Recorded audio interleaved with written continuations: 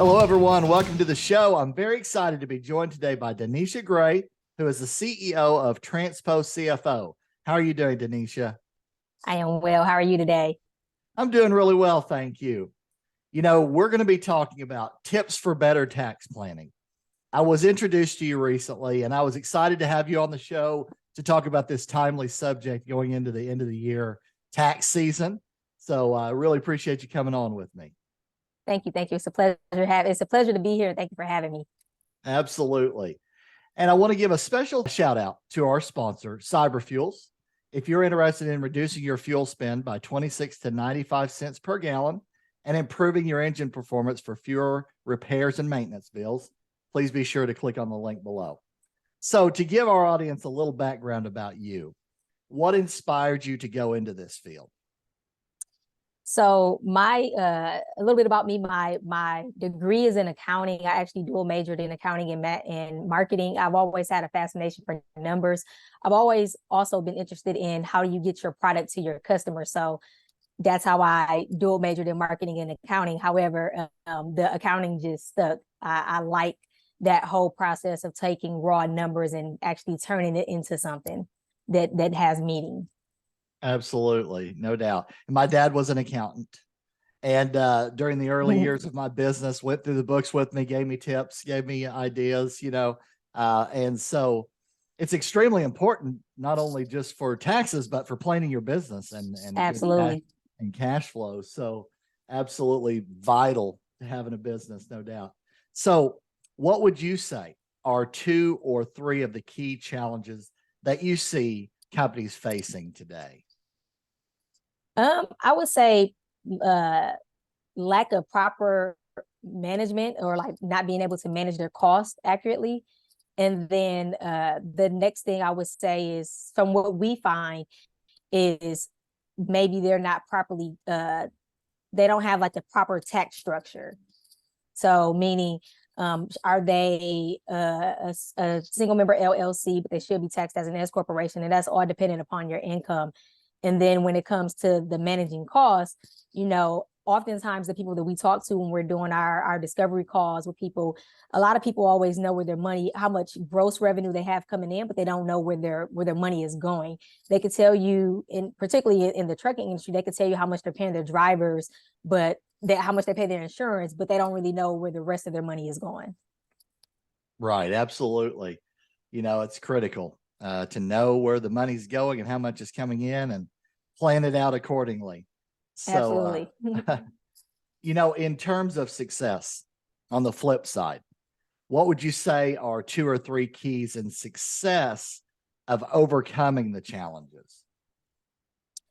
So again, within this particular industry, a lot of things with trucking is 80% of trucking companies fail within the first year. And a huge part of that is due to lack of proper financial management or cash flow issues. And so one of the things is, if you can't control your revenue, meaning if you can't go out and find ways to make more money, then find ways to control your costs. So if you look at your financial statements, if you have financial statements, if you look at your costs in general, like fuel is one of the most expensive costs for this industry. So maybe manage where you're getting your fuel from. Do you have a fuel card? Does your fuel card is it giving you the best rebates or the best incentives? So just shop around. Manage what you can and control what you can would be a key thing to your success.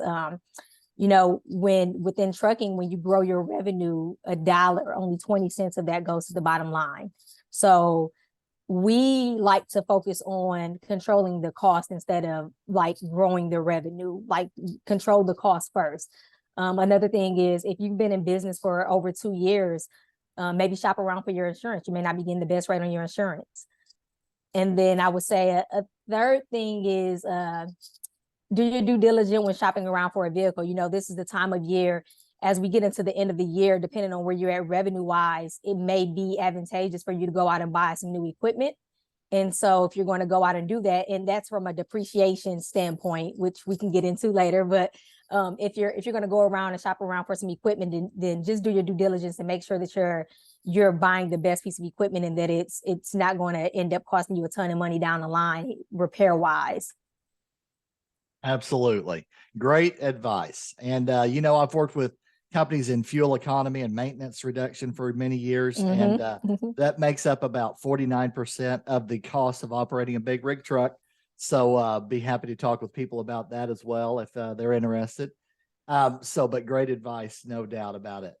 And I what are would the say another best thing is, ways for, I'm sorry, go ahead. No, I was going to say another big thing is just be diligent about saving for a rainy day. Right, right. Cash is king from my experiences in running a company.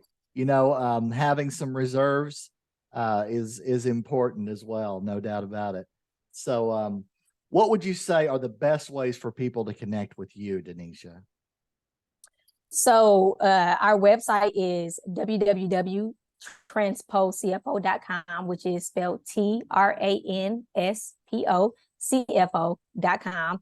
The best way is to go on our website, click the link that says schedule a meeting, and you will be directed to my calendar and we can just chat from there.